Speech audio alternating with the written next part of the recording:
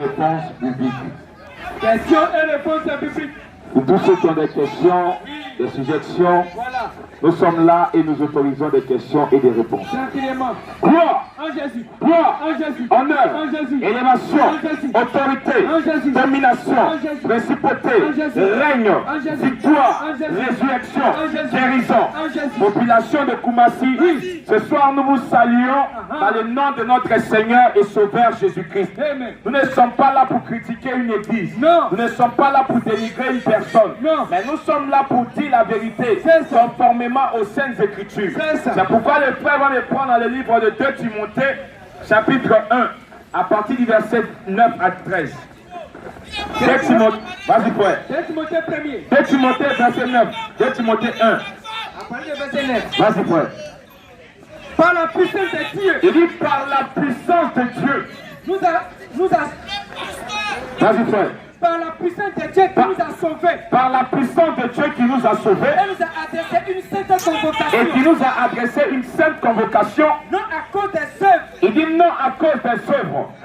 Continue frère. Non à cause de nos œuvres. Il dit non à cause de nos bonnes œuvres. Mais Comme d'autres peuvent le dire, c'est parce que je me comporte bien Voilà. que la grâce de Dieu m'est venue. C'est parce que je suis juste que Jésus est venu mourir à la croix pour moi. Mais ce soir, j'aimerais vous rappeler que ce n'est pas à cause de vos œuvres que Jésus est mort à la croix pour vous. Mais Jésus est venu selon la grâce. Et la grâce est pour quiconque la conçoit comme grâce. C'est quand il la reçoit comme grâce qu'elle devient pour toi comme grâce.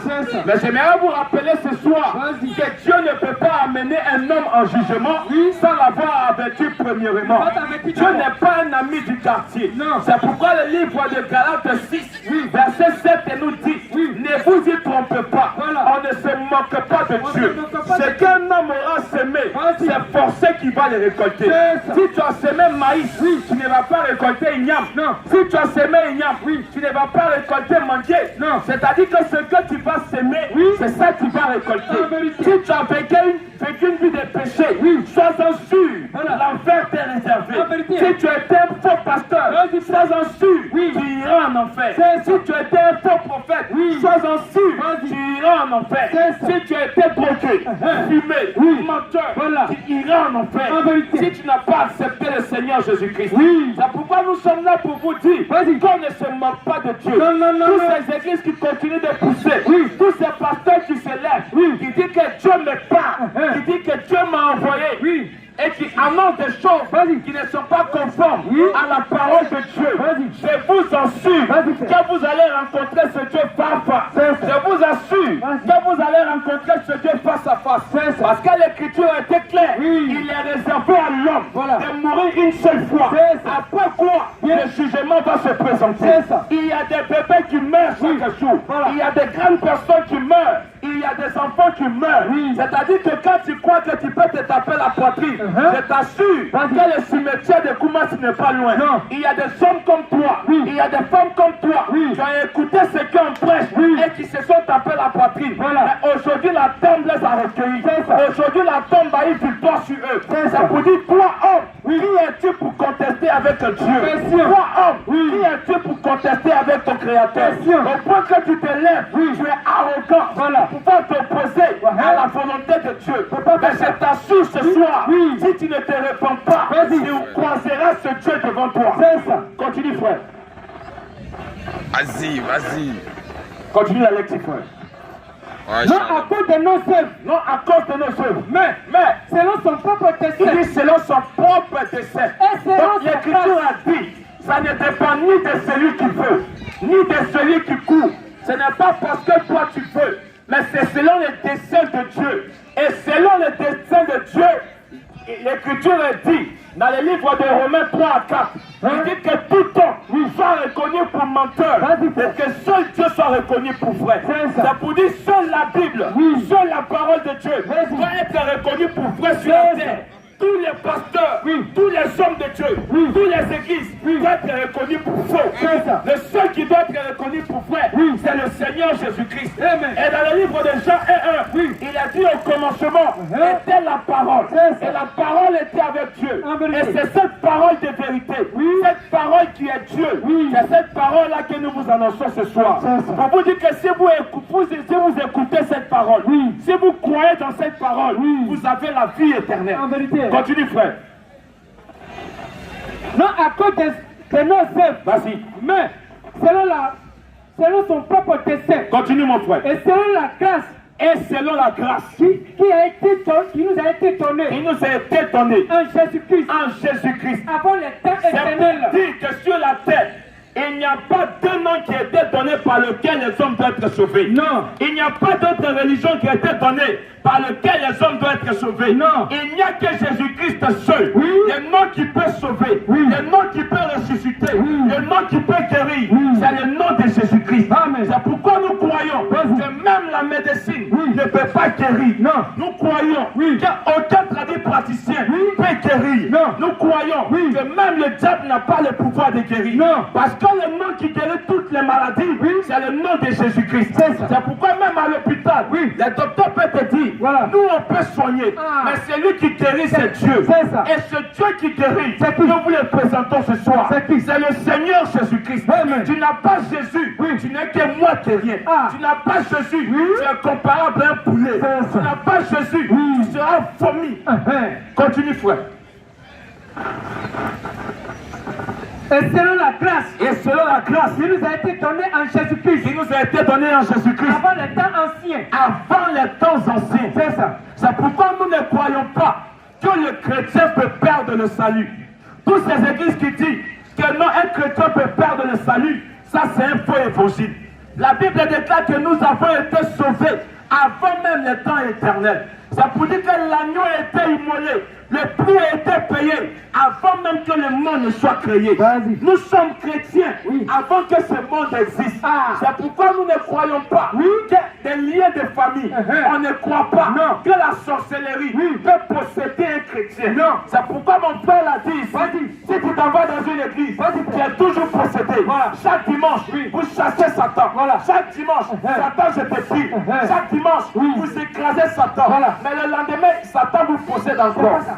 Ça montre qu'il n'y a pas la puissance là-bas. Ça montre que Jésus n'est pas là-bas. Continue, mon frère. Au verset 10. Vas-y, frère. Et qui a été manifesté maintenant. C'est Jésus a été manifesté maintenant. Par l'apparition de notre Seigneur. C'est Jésus. Cette grâce a été manifestée maintenant pour les habitants de Koumassi. Continue, frère. Qui a détruit la mort. On dit Jésus est apparu pour détruire la mort. Mais quand on parle d'une destruction, c'est quand on parle de destruction, on parle d'anéantissement. C'est-à-dire que si Jésus a détruit la mort, il n'y a plus de mort. Mais pourquoi aujourd'hui on prend des hommes, on va les mettre aujourd'hui dans la tombe? C'est que là il ne s'agit pas de la mort. C'est que là devant Dieu ce n'est pas la mort. Ça, la Bible appelle ça la séparation de l'âme avec le corps. Qui change de dispensation. Qui rentre dans le domaine de l'esprit. Mais ce que la Bible appelle mort pour le chrétien, ça n'existe pas. C'est pourquoi nous ne croyons pas qu'un chrétien peut mourir. On ne croit pas qu'un chrétien ira en enfer. Je ne crois pas en ça. La question-réponse. Pour dire que devant Jésus-Christ, la mort a été anéantie. Devant Jésus-Christ, la tombe n'a plus de pouvoir. C'est pourquoi l'apôtre Paul pouvait dire, mort, où est ton aiguillon? C'est jour de mort, où est ta victoire? Jésus-Christ a vaincu. Continue, frère. Qui a détruit la mort? Il dit qui a détruit la mort et a mis en évidence la vie. Jésus a mis en évidence la vie. C'est-à-dire qu'il a mis ça, mais il a affirmé la vie éternelle. Regardez aujourd'hui, les hommes s'en vont faire des chirurgies. Les hommes payent de l'argent. Les hommes, des femmes payent yomo qui continuent d'essuyer leurs cheveux. Des gens l'argent. Les hommes veulent rajeunir. Tu vas voir un vieux de 99 ans, il veut se comporter comme un jeune. Pourquoi? Parce que les hommes ne veulent pas mourir. Pourquoi? Les hommes ne veulent pas rencontrer les créateurs. Dans ton cœur, quand tu parles de mort, tu commences à avoir peur. Dans ton cœur, quand on te dit un jour tu vas mourir, tu commences à dire que cette personne il ne t'aime pas. Pourquoi il peut te dire que tu vas mourir? Mais j'aimerais vous dire ce soir, la mort est un chemin que toute personne qui vit sur la terre est appelée un de ces 4 matins à passer par là. Tu veux ou tu ne veux pas, c'est indiscutable, c'est incontestable. Tout être humain, toute personne qui vit sur la terre, nous sommes appelés un jour à mourir.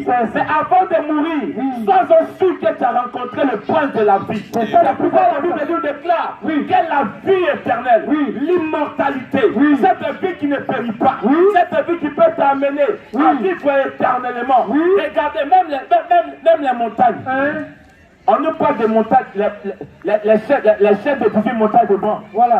Les montagnes de mort sont même plus. On peut même dire qu'ils ont eu des siècles plus que l'homme sur la terre. Or, l'homme a été créé pour aller de l'avant. L'homme a été créé pour avoir une durée de vie plus excellente que celui des montagnes. L'homme a été créé pour avoir une durée de vie plus excellente que celui de la matière. Mais pourquoi aujourd'hui l'homme meurt? Maintenant, la Bible nous déclare que cette vie éternelle que l'homme avait perdue au départ, Dieu va mettre cette vie à quelque part. Ça pour dire que toi qui veux cette vie, Dieu met cette vie à quelque part. Et on va voir où Dieu a mis cette vie. Vas-y, frère. Qui a détruit la mort? Il dit qu'il a détruit la mort. Et a mis en évidence. Il dit qu'il a mis en évidence la vie. Dieu met en évidence la vie et l'immortalité par l'évangile. Et l'immortalité par l'évangile. Donc l'immortalité, la vie éternelle se trouve où? Dans l'évangile. La vie éternelle se trouve où? Par l'évangile. Dans une personne qui veut être sauvée. Une personne qui veut l'immortalité. Une personne qui veut la vie. Il doit croire à cet évangile. Tu n'as pas cru à cet évangile. J'aimerais t'assurer que Satan que tu ne vois pas, Satan que chaque dimanche vous chassez dans les églises, tu vas le voir.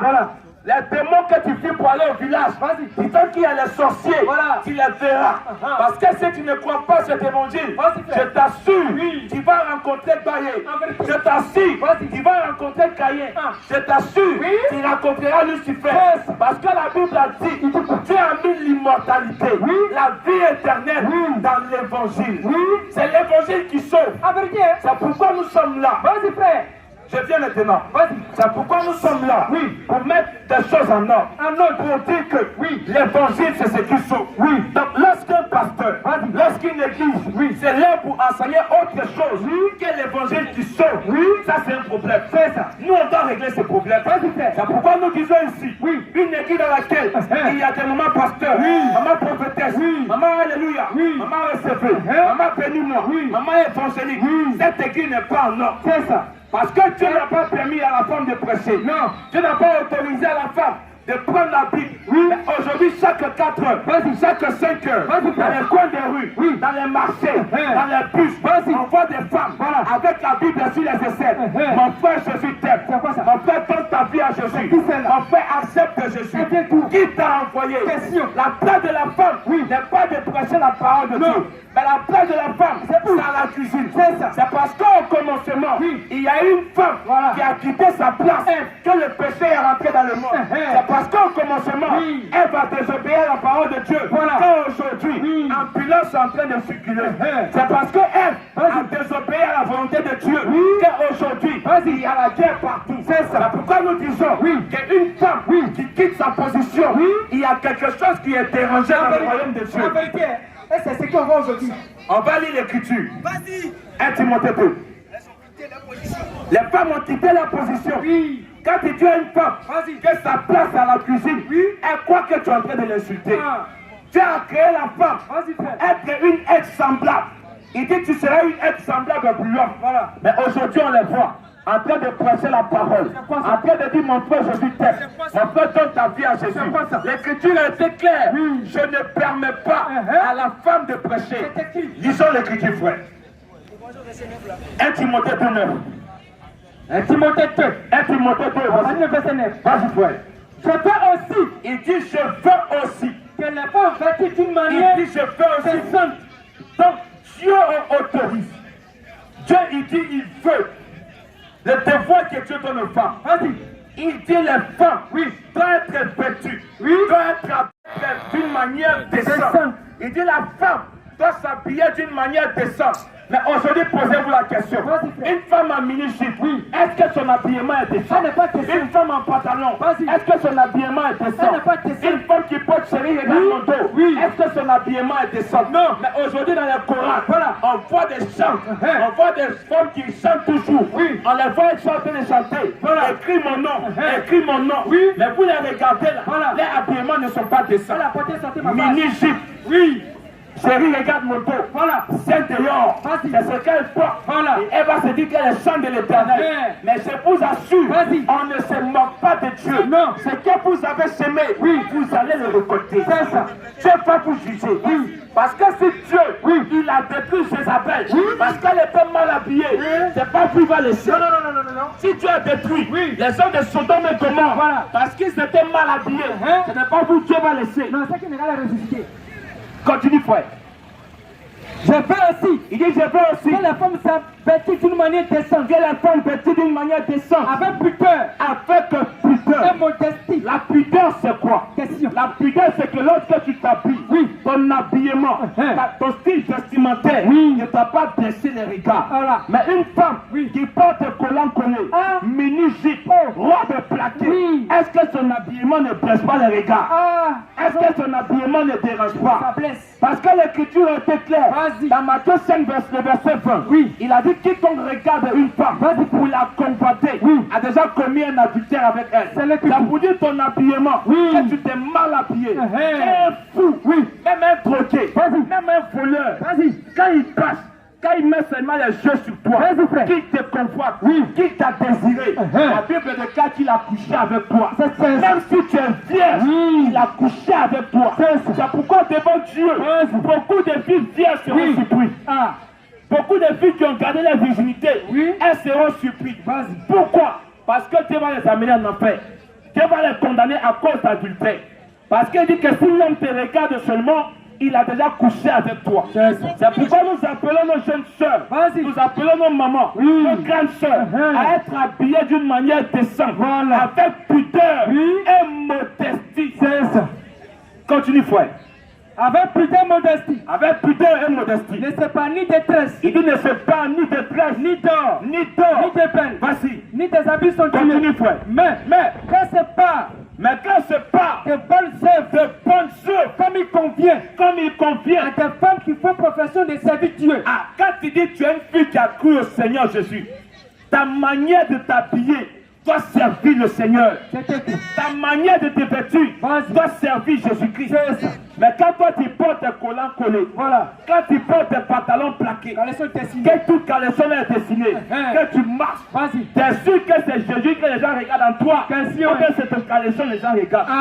Ton habillement doit attirer la prostituée. C'est ça. Ton habillement doit attirer la fille du monde. Mais tu es mal habillé. Et dimanche, tu es à l'église en train de pleurer devant. Oh Seigneur, souviens-toi de moi. Il ne faut pas se souvenir de toi. Non. Parce que tu es possédé. Au verset 11. Sois délivré. Vas-y, frère. Que la femme, la Bible déclare que la femme écoute l'instruction en silence. Ici, la femme doit écouter l'instruction en silence. Avec une entière on n'est pas fait à l'école. Quand on parle d'instruction, on parle de quoi? Question. On parle d'enseignement, d'exhortation, de prédication, d'évangélisation.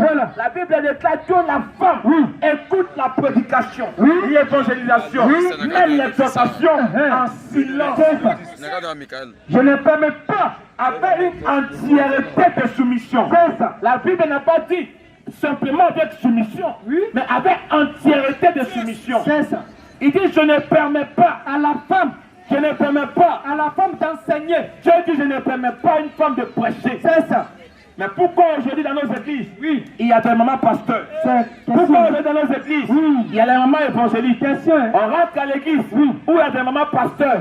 Parce qu'on dit que ça c'est l'église de ma maman. Voilà. Ça c'est l'église de mon papa. Oh. Mais j'aimerais te dire, l'écriture a été claire, que tout homme soit reconnu pour menteur, que seul Dieu soit reconnu pour vrai. Quand tu t'attaches à l'église des hommes, sois-en sûr que cette église est en ordre avec Dieu. Une femme qui prêche est déshonore Dieu.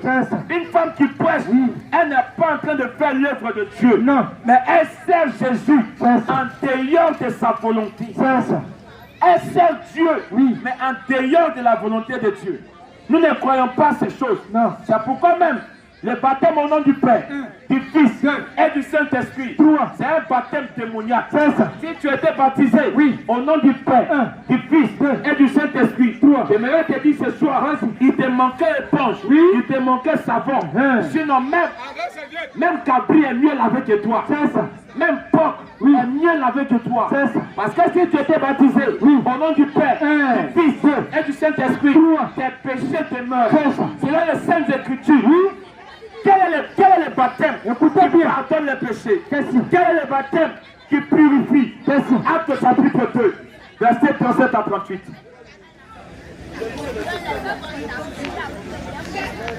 Acte 2. À partir de verset 37. 37 à 38. Vas-y, frère. Après avoir entendu ce discours, La Bible déclare qu'après avoir entendu ce discours, ils eurent le cœur vivement touché. ils eurent le cœur vivement touché. Et il dit À Pierre et aux autres apôtres, et aux autres apôtres, mon frère, que ferons-nous? Pierre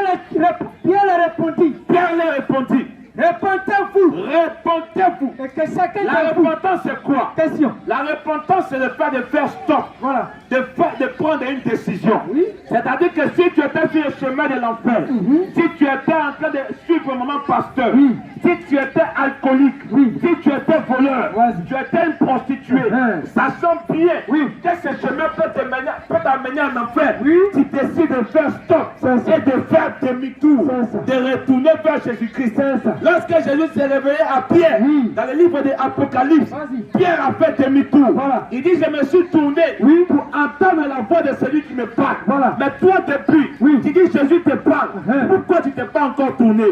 Tu dis Jésus t'a parlé et tu as dread sur la tête. Un chant de l'éternel avec dread sur la tête. Mais tu es en train de désobéir Dieu. Tu as un problème. C'est pourquoi nous ne croyons pas qu'un reste à sa place au ciel. S'il ne se répond pas, s'il ne coupe pas ses cheveux, le ciel est fermé pour lui. Continue, frère. Pierre l'a dit, répentez-vous, Et que chacun de vous et que chacun de vous soit baptisé au nom de Jésus-Christ, pour le pardon de vos péchés. au nom du Père, du Fils et du Au Saint-Esprit, nom de Jésus-Christ. au nom du Père, du Fils et du Au nom Saint-Esprit, de Jésus-Christ. par un baptême trinitaire, Au nom de Jésus-Christ. le baptême qui pardonne les péchés, c'est le baptême au nom de Jésus-Christ. C'est pas le baptême au nom du Père, du Fils et du Saint-Esprit. Non. Parce que le nom du Père, c'est un nom qui est vague. Le nom du Fils, c'est un nom qui est vague. Quel est le nom du Père? Question. Ceux qui sont en train de s'agiter là, montrez-nous le Père s'appelle comment? On prend ta tête, et puis ce qui est mauvais, C'est quoi? on prend ta tête, on met en bas des canaries, on prend un peu d'eau, on verse sur ta tête, et tu dis tu es baptisé. Mais le baptême, même dans sa définition étymologique, ça veut dire immerge. On prend tout ton corps, on immerge dans l'eau. On prend tout ton corps, on met dans l'eau. Et toi, c'est ta tête. Quand on prend un peu d'eau, on verse là-dessus, on dit tu es baptisé. C'est comme ça que Jésus a été baptisé. Non. Vous êtes là, vous mentez dans les églises. Et vous aimez ces choses. Qui dans les Saintes Écritures a fait cours de baptême? Qui dans les Saintes Écritures a fait catéchèse? Qui dans les Saintes Écritures a fait baptême de confirmation? Ça existe où? Non. Pourquoi c'est chez vous on voit ces choses? Et vous dites non, on sera au ciel avec Marie de Magdala. On sera au ciel avec Marie, mère de Jésus. Ça c'est faux. Tu ne vas jamais être au ciel. Non. Parce que Marie, mère de Jésus, elle n'a jamais été baptisée comme ça. Non. Pourquoi c'est vous aujourd'hui? Vous autorisez le baptême au nom du Père, du Fils et du Saint-Esprit. Et voici encore une confusion. On vous dit que Jésus est né le 7 décembre. mais des doyens, des personnes. Voilà. Quand ils vont rentrer ici, c'est pour dire non, Jésus n'a pas existé. Voilà. C'est pour dire non, Jésus n'est pas Dieu. Mais chaque 25 décembre là, ils fêtent Noël. Chaque 25 décembre là, Voilà. ils payent cadeau pour les enfants. Qui c'est là même? On voit des hommes qui vont venir ici, qui vont détailler par A plus B que Marie, non, c'est mère de Dieu. On voit des hommes qui vont rentrer ici, ils vont nous dire que par A plus B que la femme peut prêcher. Voilà. Mais chaque 25 décembre, ils vont fêter Noël. C'est pas ça. J'aimerais vous dire ce soir. Oui. Ouais, vas-y. Si nous sommes venus annoncer la doctrine de notre Seigneur Jésus-Christ,